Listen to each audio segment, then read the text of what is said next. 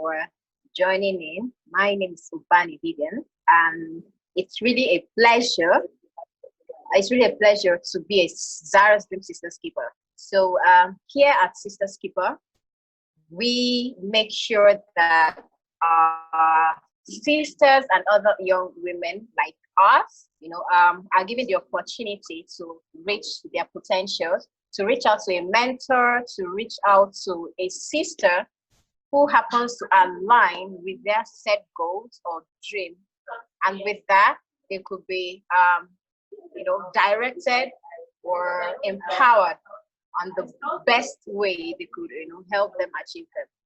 So today, it is very important to me because I will be talking on advocacy as a Sisterskeeper. And most importantly, I've been on various platforms, organizing projects, advocacy, women empowerment, everything that has to do with education about young girls and the women. So it's really, really an honor to share this platform with other sisters here. Thank you so much, Sister Blaine, for giving me this opportunity. So here we are going to be looking at the background, right? So we have a lot to talk about when it comes to advocacy. As young women, we have, different goals. We have different career paths in which we have chosen. Some of us happen to find ourselves in, some we are passionate about it. And it's been a long journey for us. And for me, being an advocate for quality education, which is one of the United Nations Sustainable Development Goals, I've happened to cross paths with various organizations, partner with some of them, and grow with other young women in advocacy. Here, we have to understand what advocacy is all about. This word has been in the past before now. So when we hear about the word advocacy, we feel that it's surrounded with, politics and other social change makers. Yes, they own it, and we could trace it back to the Roman, that's originated from the Rome, and the Greek as well. So it has to do with, being a voice to support others and to support, in whichever change that has to bring about the influence of other humanity. So now advocacy answers a lot of questions. It answers the question about how policy is being administered. It targets other strategies and systems that, that influences humanity. Some of these policies don't usually go on well with every one of us as individuals, because we have been preaching on inequality when it has to do with in every sector of our lives. It affects the economic sector, it affects the health sector, the political sector. There has been issues of inequality. So for being an agent of change, you have to be an advocate. You have to be a voice, to the less privileged, the underserved persons living in various communities, to persons who have been shut out for not lending out their voice. It is very, very important. So coming to the advocacy, which has helped well for me in education, I'd say that as a passionate educator, there has been a challenge surrounding education in my own country. The system isn't favorable. The system is marginalized. We realize that the poor are getting poorer, the rich are getting richer. Looking at the system, looking at the structure of our educational system here in Nigeria, you understand that we need people to speak up. We need, young women to come out to, to tell the government this is what should be done, right? During this era, the pandemic era, the system has been marginalized because the underserved persons living in rural communities can't access quality education. And for us, it is heartbreaking, and it's a matter of concern that we speak, to the public, we speak to the education stakeholders, we speak to the government to take actions to bridge those gaps, right? It is very important, which is why we have kicked off on Bridging the Gap advocacy campaign on social media platforms, going on other media houses to talk to the government, and we hope that they listen to us. How does it affect change makers? How does it affect the growth of a country? How does it affect the growth of we as young women? It does in a big way that we shouldn't look down on. So talking about it, it's something that we have to really, really look into. So I have outlined some areas where we have seen persons, we have seen organizations come out to speak on the unfairness and the injustice going on in our country, going on in our community, in our in our world, coming about to talk about the climate change. There has been an advocacy campaign. You could see young women. I'm really, really, really proud of the young girl, Greta Thunberg. She started the global strike, climate strike campaign. I believe our sisters, we all know about that, which has been going on for a while before the pandemic emerged. So right now, she is picking up because she feels as a young girl that her future and the future of of her friends and persons around her is being affected by the climate crisis. Now, she took it upon herself to go on that movement. We all have a role to play as change makers. You can't just stay at home and expect actions to take place.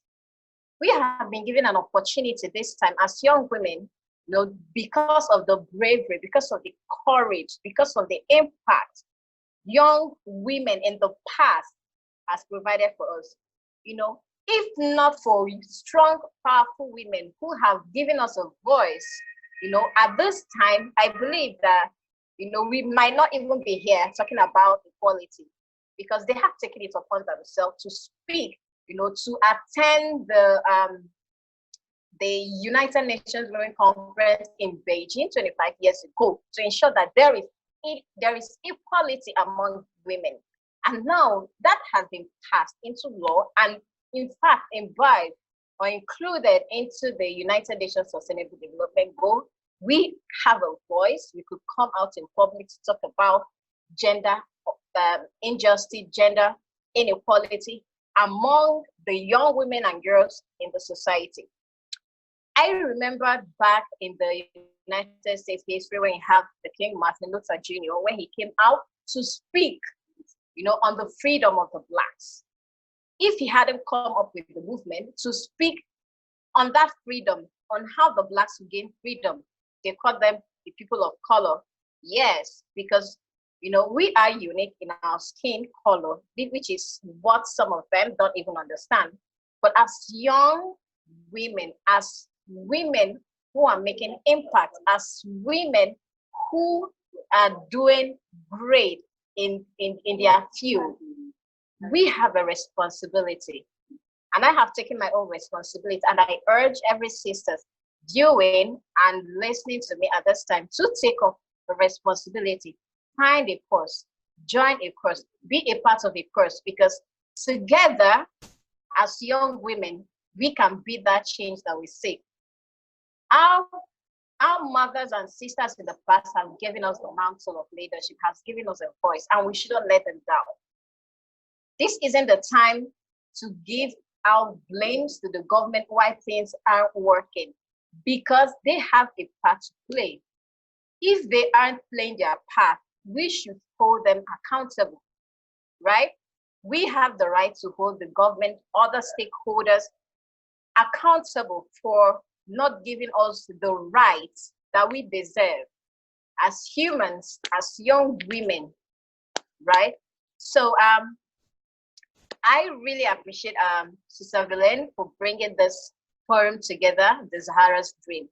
Zahara's Dream is more than a community. It's a sisterhood. It brings us together to understand that we need each other. Every woman here has a unique capability. Every woman here has a unique voice. Every woman here has something to give. You shouldn't look down on yourself. You shouldn't feel that being here, you have nothing to offer. You could be in the midst of kings, you could be in the midst of queens, and there is always a servant there, right? Because he is needed, right? Because without a servant, the king and the queens may not have the much time to, carry out their responsibilities. So everyone has a role to play. Everyone is very important. You are uniquely important. So I wouldn't want to digress from our topic for today about advocacy. So we are going to look on how young women can effectively participate in advocacy. Okay, as a community organizer, I feel that in our community, both the urban and the rural community, and even in our neighborhood, there's always a problem. Yes, there is a problem wherever we find ourselves, and we are the solution to that problem. Like the scripture says that we are the salt of the earth. You know what happens when the salt loses its taste? When you have a food prepared and you have no salt in it, the taste, everything about the taste just goes away. So that is who we are as women here. We are the salt of the nation. We are the salt of the world, and we need to take actions. We need to take responsibility. We all know that today we celebrate International Youth Day, and it's really amazing, to celebrate us on our achievements, our accomplishments, and what we belong and what we are as youths. Yes, it is a call to action.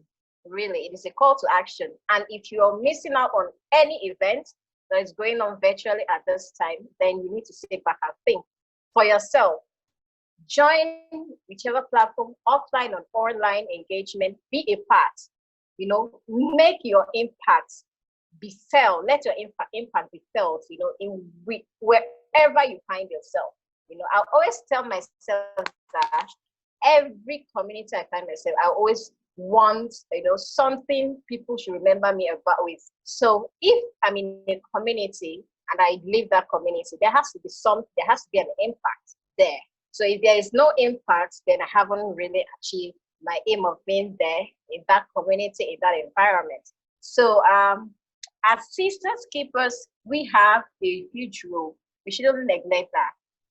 Whichever role that you've been assigned to, it is an opportunity to let the public know what you have, what you can, and what you can give to the society.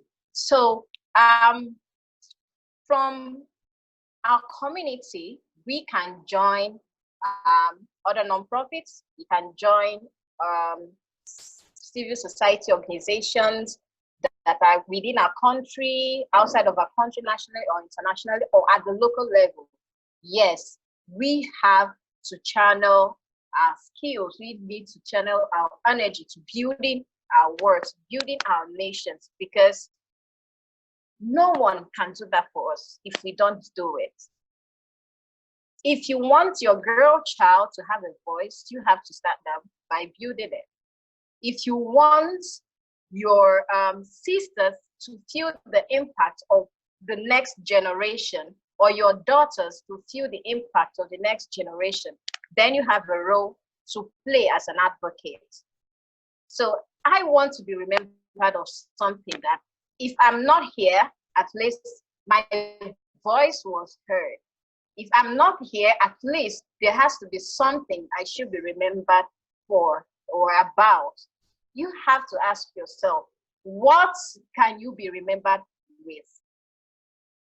Are you, when you leave this planet, or maybe you leave your community, what do you think you should be remembered for? Or what impact have you created?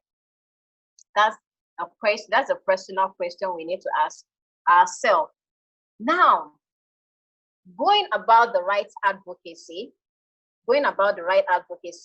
there are different ways we can, get involved when it comes to advocacy.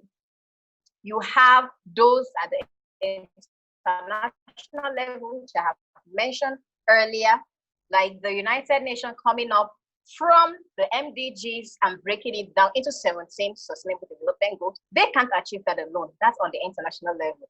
And they are raising their voice, employing and encouraging the youth to take actions, most importantly. From today, if you haven't done that, as a young woman, you have to do something. Be a voice. And one thing, again, I would like to add is about there is a difference between advocacy and noise making. Yeah, there is a difference between that. If you want to achieve an effective and efficient advocacy, there has to be a dialogue, diplomacy. Yes, that's a very part of it. A lot of persons who are advocates are getting all wrong. There can't be a good advocacy without diplomacy. Both of them work hand in hand, So you have to think through about the change you want to effect and reach out to the right channel of persons or organizations that are within your country or within your community. Have the dialogue. It doesn't have to be all about a protest with a placard going here and there and making so much noise. Well, that's good. I'm not disputing that. But let there be a right mindset to achieving great advocacy.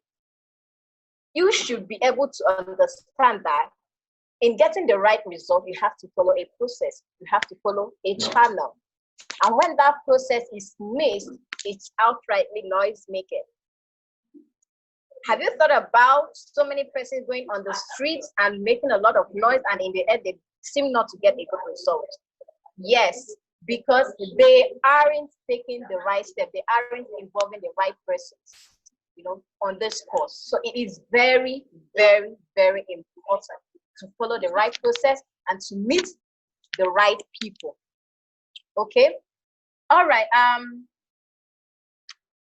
Talking about the realities about advocacy, to be an advocate, there has to be some prices you have to pay and some realities you have to face, because not everyone will like you as an advocate. You are trying to effect a change. You are trying to be a voice to the voiceless. Know that not everyone will like you. Have that at the back of your head. Have that at the back of your mind, that not everyone will like you. What is important to you is making sure that there is justice, there is fairness, there is equity. Then if you don't have such mindset, know that you aren't an advocate. You are simply advocating for anything. So having the right mindset that you won't be popular, which is good. No one is going to like you. Not everyone is going to like you. And your reputation will follow you. Your reputation will follow you. Let's say you are advocating positively. Then you realize that you get attention of partners or organizations that want to support you on this journey. Some will want to come as a means of lobbying. Some change advocacy to lobbying. Yes, because when they feel that you're beginning to get your ground and you're beginning to get that attention, and it's going to affect change in policy, and it's going to get some balance, some persons that have interest in that group will start coming up. All right. So, everyone is not interested in how popular you are, because some might see you as negative, some might see you as positive. But the most important thing is that you have to stand your ground. Martin Luther Jr. has done his own part, and we celebrate him every time. We remember him for the great work he's done, and not everyone actually liked him. Not everyone actually liked Mandela. Not everyone actually liked our all the great women that has stood the test of time, you know, to be an advocate, to be a voice of change to every one of us here. For giving us that opportunity to be here is really a privilege, and we shouldn't let them down. I have taken my own part, I've taken my own responsibility to find a course that I'm passionate about, to make sure that the gap is bridged, right? That gap is bridged so that those on the left and those on the right can benefit from that as well. When advocating for change, it is also important to understand that people are watching. Yes, they see what you do. You know, some are going to commend you for the actions that you've taken. Some may feel like you are intruding, you're becoming a pest. Yes. Some will feel that, oh, we can't deal with this. But in all you do, make sure that you bring about diplomacy in it. I'm going to give you an example. If you are advocating for the rights of women, or advocating for the rights or for quality education, or you advocating for the rights of the prisoners, let's use the inmates, because there are lots of persons, young women and girls that have been locked up, you know, unjustly. Yes, some of them have spent years without, you know, being released, or so how do you advocate for the rights of these persons? How would you advocate for the rights of this person? You have to look out for organizations, you know, international organizations within your local community. Let's say the Human Rights, United Nations, humanitarian rights and organization. Look out for, reach out to their office. Sometimes when you go there, you don't have to make a noise. You could hold your placard in front of the office. You can wear a prison uniform. You are not making any noise, but you're just there showing a sign that you want justice. You know, a reasonable person will look at it. Having, you know, stood there for long, I mean, there has to be some attention. Even if you've been there for long hours, attention will definitely come at some point. The media, people are walking past, you know, they have their phones, they're taking pictures, they're making videos. People are walking past to see how serious and how passionate you are about that cause. I feel that an attention will be given to you. You have adopted diplomacy. One, you have gone to the right organization, you've gone to meet the right persons, and you're there for the course. The signs are written, you're dressed like a prisoner. That is going to ask, you know, raise a question. That's definitely going to raise an eyebrow, like, who is this prisoner? Who is standing in front of our office? Who wants to be heard, right? So with that, whatever the situation is, you'll be called, you know, to give your voice. You'll be called to be questioned on why you should do that, or what you want. And from there, maybe the next meeting will be organized with your team on how to work around policies that will affect such change. Diplomacy is the wisdom behind advocacy that a lot of persons don't know. It's not about going to the streets, you know, making a lot of noise. That's a really good part, but there are some situations that does not require that. Yes, there are some situations that do not require that. Most of them need dialogue. Come together, sit down, talk about it so it can be heard. And before I round up, I'm going to be looking at the aims and the importance of advocacy. Aims, like, why do we advocate for change?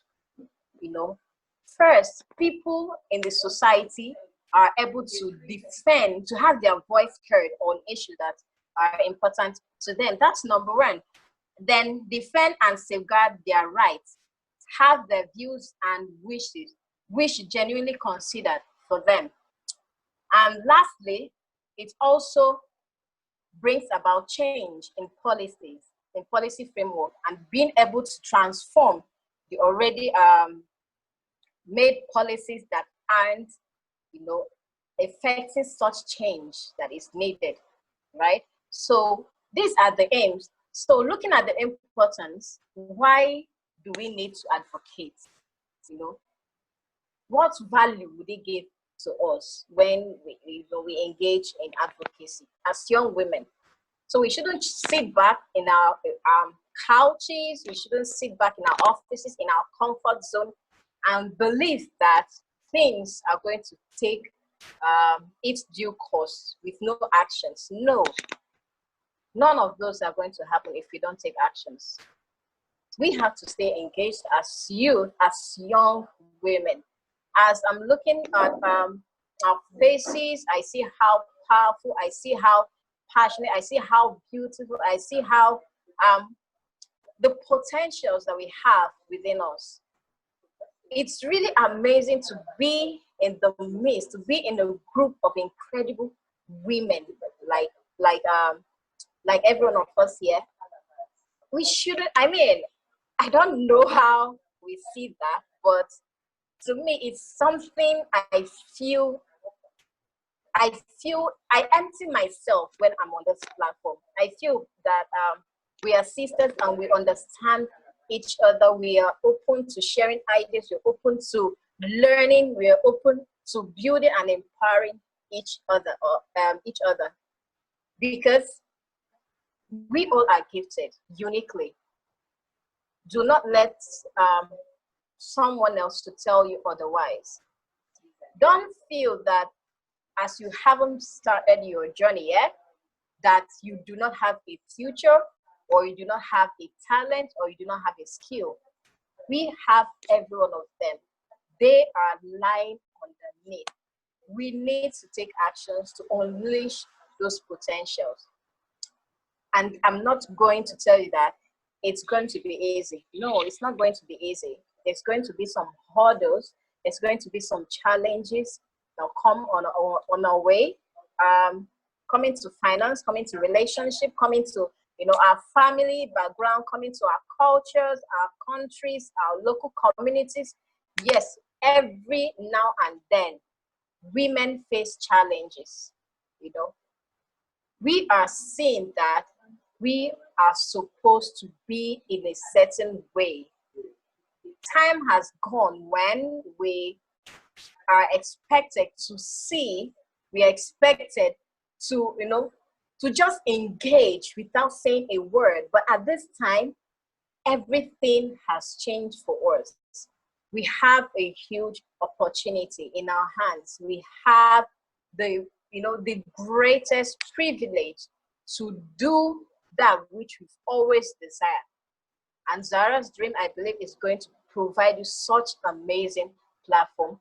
And if you've been here, try to invite other sisters, try to invite other young women, try to invite your daughters, try to invite incredible young women on your platforms around you, because it's going to be a journey, an unforgettable journey that that we're going to learn from as you progress. So advocacy has really helped me a lot when it comes to building strong relationship with people within my country and outside my country. It has also provided me with opportunities that I've seen myself that I've seen that if I hadn't worked hard for it, I may not be able to access those opportunities. But you really need to be a voice. Be a voice of positive change. Be a voice of impact. Be a voice that whenever it's heard, they say, yes, that sister is a change maker. That sister takes an action that affects change, that influences and make sure that there is a balance between both genders. There's a balance between those in the underserved communities and those in the privileged communities. So let's be a voice of change. And I feel I've spoken so much on this. I appreciate you all, sisters. If you have concerns, if you have questions or an advocacy, or you've been on the journey so far, you have challenges, I'll be willing to answer all of those questions.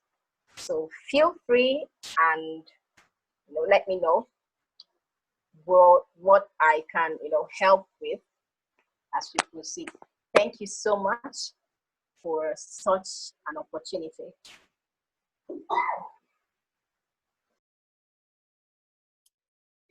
Vivi, thank you so much. This was so powerful. We're sitting behind everyone and just really absorbing everything you've shared, from processes to the why, the how, the challenges. And we really feel and learn from your own experience. We know and we can feel that it was a tough journey, even for you, but that you're very strong and resilient. And I'm so, so proud to be your sister. And I'm sure that the people on the calls are very much proud and very much learning from you today. Perhaps what we can do is, this is our first, we're kickstarting the Sisterskeepers. You're leading it, the discussion. What we could do is perhaps give Umi a minute to share a bit more in details about the Sisterskeepers. And then perhaps if we have sisters who have questions, it would be very good for you to engage with them. Thank you so much.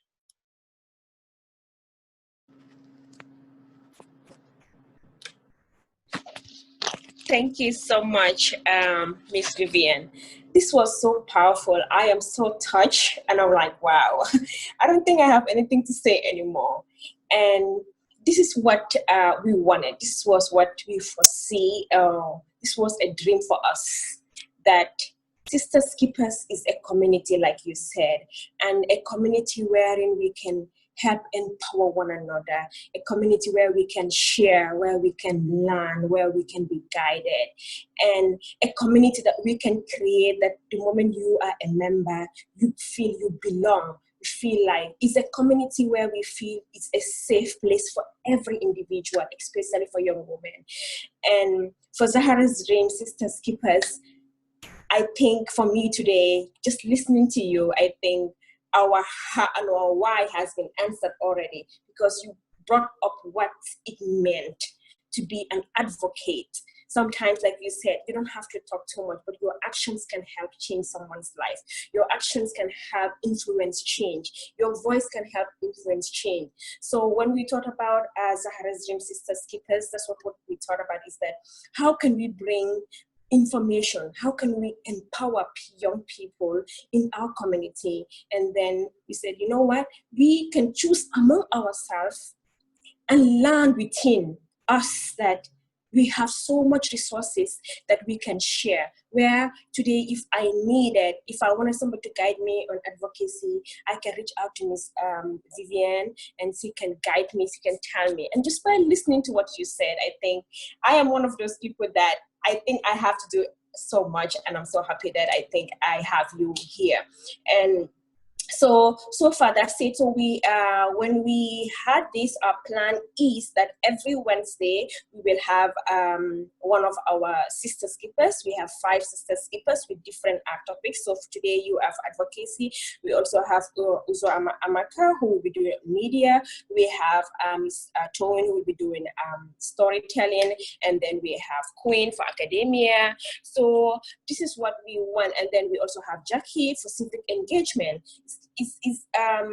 Is a family for us, wherein we think that you should not feel that you are not part of it, and you should not feel that I cannot get anything out of it.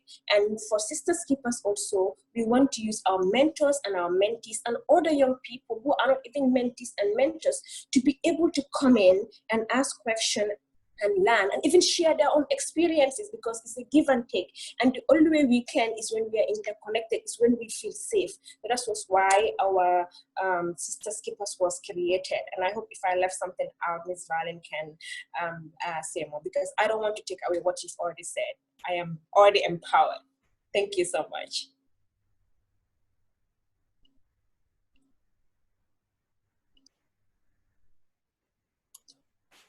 Thank you so much, Umi. I think perhaps Vivi, you can pick up the conversation. You can lead us perhaps through the Q&A. Umi, that was powerful. I think you've shared perfectly the Sisterskeepers vision. And Vivian just set the bar so high. Vivi, go ahead. Okay, thank you, Sister Umi, for that. Please, if you have questions or concerns, you can raise your hand so we can leave the floor open for you, or you can leave it at the comment box. Thank you so much for this opportunity. Thank you for having me. Do raise your hand if you have concerns, if you have questions.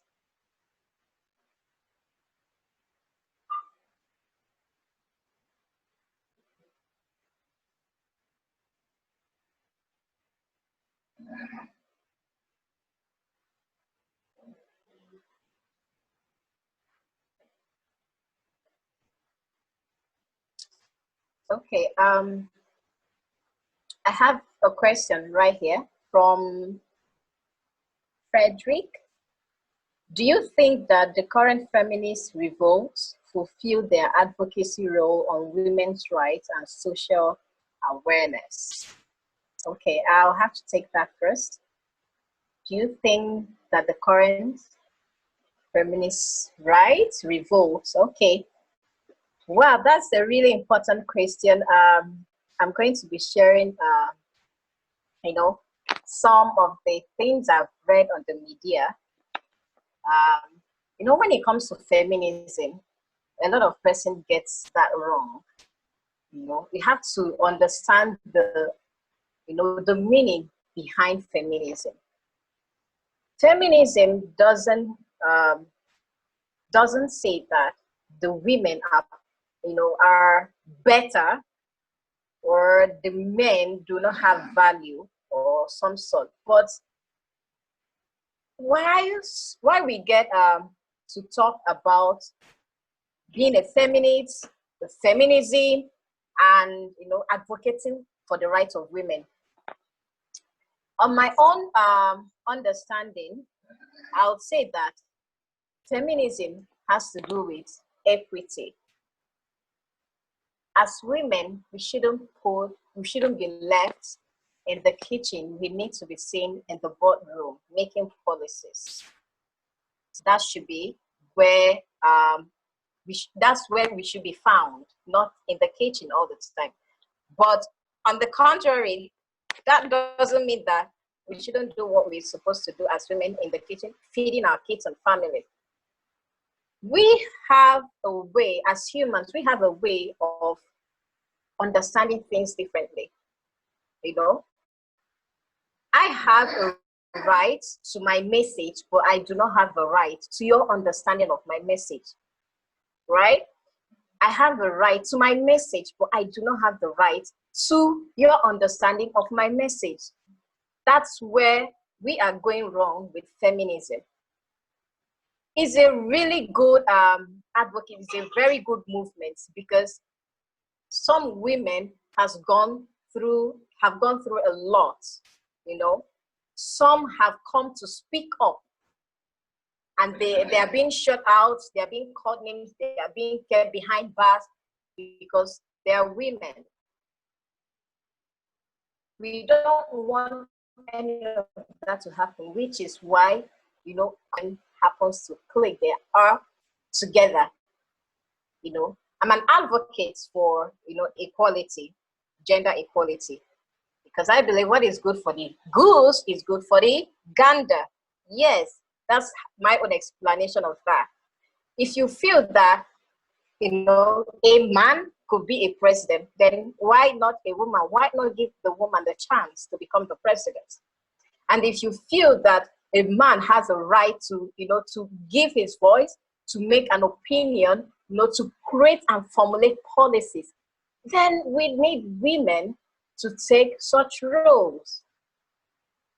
So coming to that part where we feel that it is a revolt against the rights, the revolt to fulfill their advocacy role. No, I don't see that as a revolt. I simply see them as, taking up responsibilities to be a voice for other young women. Let's look at our society at this time. The increase in gender-based violence at this period of pandemic is on the rise. There has been a lot of cases since the lockdown, and it's not something we have to keep quiet. It's not something we should just shut our minds off from. We need to speak up. As an ambassador, as an European Union and United Nations ambassador for on-campus-based violence, I am raising my voice against gender-based violence. We know that, the high percentage of violence meted on humans is on women, right? But that doesn't dispute the fact that the men do not encounter violence, right? So for us to work, to bring a balance in all of this, we have to start from the root. One, I feel that we have to train our boys, we have to train our young boys, to learn to take responsibilities, to learn to express themselves, and not tell them that boys shouldn't express themselves, boys shouldn't cry, or boys should be boys because they feel that they are muscular and they have, they have power over any woman, they have power over any girl, and they have big muscles. All these things, all these narratives, these are societal constructs, and we can still change that. First, we need to work on our mindset. Secondly, we need to see how, can work through our cultures and abolish some cultures that brings about or supports the violence being meted on women. There has been a lot of policies, there has been a lot of laws, there's been bills passed, but the public aren't aware or haven't heard of those policies, those laws, and they can't even speak up, or they can't even come out to fight for their rights because they feel none of those laws existed. So our role is to create such awareness. Our role is to engage in those community campaigns. Our role is to take actions as young women, as girls, as change makers, to bring about change and to say no to gender-based violence. So to addressing your question, I don't feel it's a revolt. I feel it's a way of speaking up to addressing issues of concern. I hope I've answered the question. Frederick? Okay, I have the second one. What barriers women faces in developing careers across their working life? What barriers women faces? What are the barriers women faces? I think that's what he wanted to write. In developing careers across their working lives. Okay. Right. As young women, we all have unique barriers, I feel, because what I see as a challenge might not be a challenge to you, but the most important thing about it is to walk through it, is to walk through those challenges. It could be relationship challenges, it could be personal challenges that has to do with developing or building your self-esteem. It could be confidence, that's on the personal side. Then coming to the professional aspect of that, we'll be looking at the skills that you need to have, to thrive in such a challenge. Looking at the skills that you need to develop for you to thrive. All right, I remember, I'm going to share a very important story about me, because I see myself as someone who is goal-oriented. I don't see challenges as a means to give up, right? So when, at first, as a young girl, I knew what I wanted. I was passionate about educating people. I was really passionate about helping people, caring and educating people are two things that defines me. So at that young age, I got a job as a nanny. Then I just left secondary school, or like my high school, we all know. So at that point, I said, well, that's a job. I need to, make some ends meet to support myself, support my family while I further from my studies. So, and I never at one point gave up on my career. I never at one point gave up on education. I was always pushing, Then I kicked off with taking computer training classes to get used to the Excel, the Microsoft, the basic software applications. Then after I got that, I migrated into taking online courses. My first online experience with an online course was in 2014 when I applied for a childcare and career skill program. So I was on the job and still doing my work. I'm still taking studies. So at that point, juggling between taking care of the kids, there was barely not enough time for me. I study at night and I work during the day because I was doing an in-home caregiving. I wasn't living out, I lived within. So from morning to evening, you have something going on. If you're not going to the park, you're doing the school run, you're doing the chores, or you're doing this or that. At 12 a.m. is my study time. Then I created that time for my me time to study, to learn, to develop myself. And throughout that journey for 2 years, I rounded up with my diploma and I aced with a GPA of 4.0. And my employer, she was really proud. So she encouraged me to further to continue. So I could have said, oh, I'm on this job. I was earning well. I was traveling around the world. I was meeting people. Then I would want to give up on my dream. Oh, school is not that important. You're making some dollars as an allowance. You're making some naira within as your, salary, and everything was okay. You're living a comfortable life. You're traveling. But no, I feel that I needed more. So, which I was able to be on the job for about 6 to 7 years. Then decided, okay, this is time for me to get back to college. I really need to get a degree. I really need to better myself. So why am I sharing this story? I feel the barriers that you have as a young woman is in your mindset. Yes, it's in your mindset. You need to change your mindset. There are barriers will come, challenges will always show its face, but how you overcome them and how you maneuver those challenges will determine how successful you'll become in the future. Here I am, I've taken that step, I've made that decision. I was intentional about my growth. I always preach about that, be intentional, because intentionality equals purposeful living. Take it or leave it. Intentionality equals purposeful living. So if you really want to ace from point A to point B, if you really want to do well in your field, you really need to change your mindset. You really need to equip yourself. Keep learning. Education is a lifelong learning process. It doesn't stop there. It doesn't stop, in the four walls of the classroom. It doesn't stop there. So don't limit yourself. Pick up on any programs going offline and online. Engage in conferences like you are on the Zahara Dream platform. Listening to me, here is a platform to network with incredible young women who've been doing well in their field, who have influenced, and that has effected positive change in their field. So network, learn from them, listen to their stories, and see how those stories, would connect you, to becoming more. So unleashing your potential. It's a mindset thing. So just work on your mindset, right? Work on it, develop yourself, be intentional, and you'll be successful at it. And then here, got another question. What changes have you seen in your community as a result of your advocacy?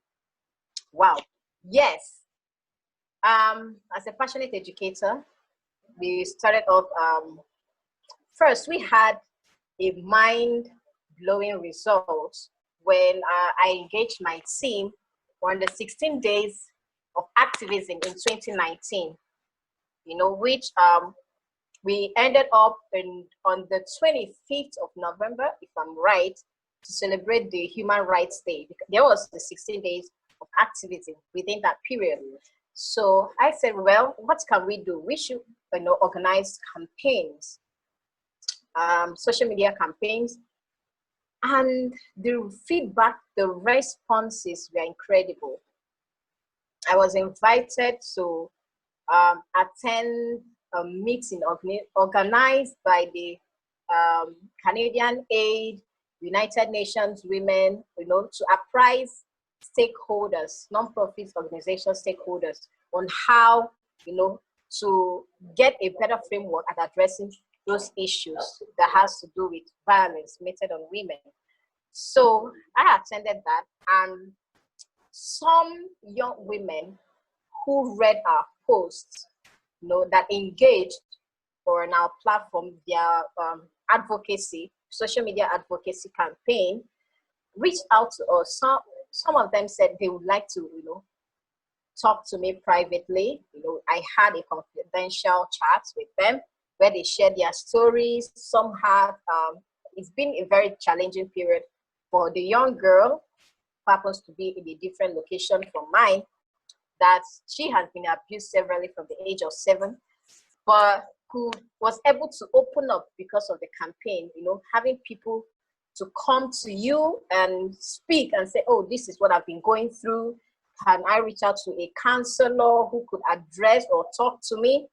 Then I reached out to human rights organization on social media because I had no contact.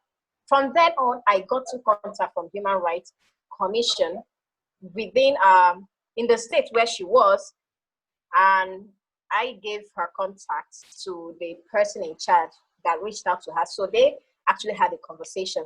So asking me about the change is massive. So for those victims to come to share their stories based on anonymous, it's a big feat. It's an impact for me.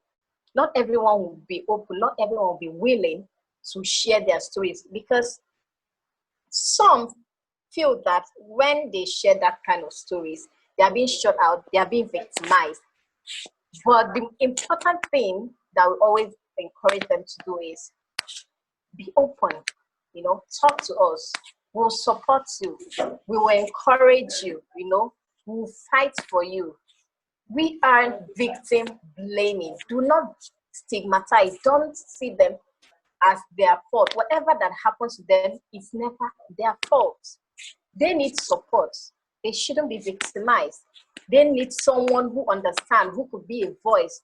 Because what happened, let's say what happened to others who are unable to speak out and they are dying in silence and they are depressed on a daily and have no one to, to talk to them or to encourage them that it's okay. It's okay to feel that way, because a lot of persons have been in your shoes. Things happen, we encounter challenges, but we still need to bring those persons together to support them. Yes, there has been a change, and coming to the education sector, we volunteered in a community where some kids weren't encouraged or had the interest of coming back to school. So we organized some campaigns in community services. Within 7 days of school resumption, we had 16 kids in school. That was really amazing for us. As a teacher, we have a huge role to play to show empathy, at bringing the kids together, and advocacy has, expected change. Like other organizations, for instance, Amnesty International, they are signing petitions, change.org, there are petitions going round those are channels for advocacy. If Black Lives Matter is a movement and people advocating for the lives of the Blacks, right? So in my community, there is a change, and we still want it on a massive level. So right now, we are partnering with other organizations in Nigeria to bridging the gap in education so that kids in the rural communities, could access education, likewise kids in the urban communities, so they don't feel left out that, oh, my peers are in school, or they have an opportunity to access technology, or they have a TV, or they have a radio, or they have this. So it is a call on educational stakeholders. It is a call on the government officials to listen to us on our plights, because we feel it's a concern for our kids there in the slum and in the rural community to have, an opportunity to learning. So thank you very much. Looking out for questions. I think Hi, dear. I Vivi, saw Miss Elizabeth. Yes, Vivi, sorry, just a quick one. We're about to wrap up. It's a 1 hour session, just to let you know, perhaps if someone has a last question. Okay. But unless you want to continue. If you want to continue, we live on, we continue. Okay. Thank you, Sisterkeeper. All right. I have another question here from Frederick. How much does equitable female representation influence democratic governance in your country? Wow, wow, wow. Okay. Right now, I'll say women representation in my own country is, is improving. Yeah, because you get to have a woman to become the commissioner of health, get to see some of them coming up to take leadership roles in government, but we still want more. We want them to, to come to be very significant. We are looking out for to see maybe the first female governor of the state here, across the state, hopefully, and other states around us. And in Nigeria, we hope to have a female president, which I'll be very, very, very happy, if that happens, because we need to give the women an opportunity to have a voice. I'm so proud to have the likes of Madam Ngozi Okonjo-Iweala. When I go through her social media pages and I read her feed, I read the impact that she's been making and all her leadership roles, I feel that, I say to myself, Vivian, you can do it someday, hopefully. You can do it. So it's been really amazing that some organizations are finding her very interesting and worth the positions that she's been given. So thank you for that question. In my country, we're improving on that, but we want more. So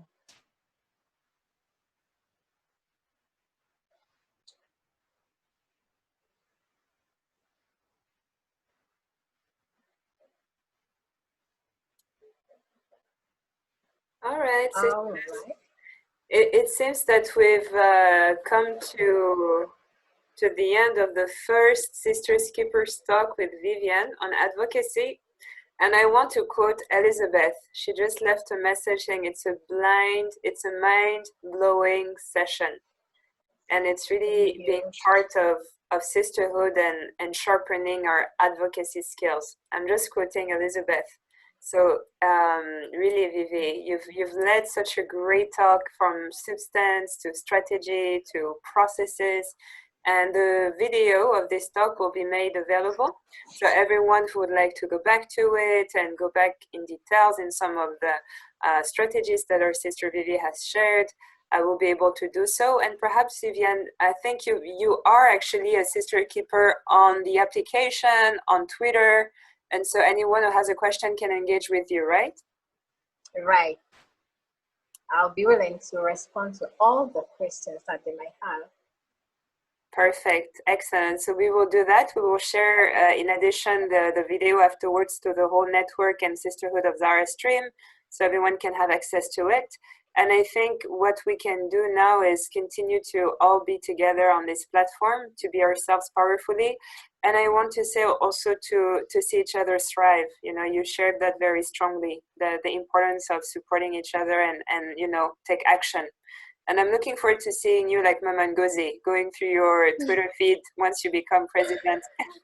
So I leave it the last word, Vivi, to close, and then we can end the first Sisterskeepers talk. Thank you so much.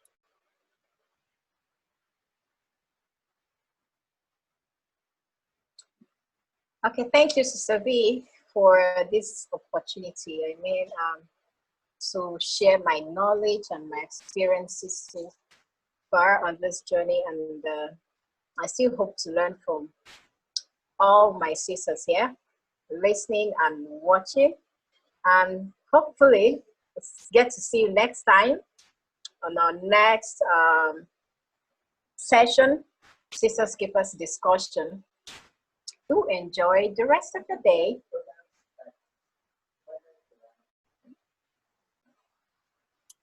Thank you so much, Vivi. Thank you, everyone. Bye-bye. Thank you. Thank you. Bye. Thank you for joining me. Thank you. Thank you so much. Goodbye is always fun. Thank We you. don't want to disconnect. Bye-bye. Bye. Thank you. Have a blessed day, dear. That was great. Thank you so much, Vivi. Thank you, Sister Elaine. All right, I disconnect. Bye-bye. Bye.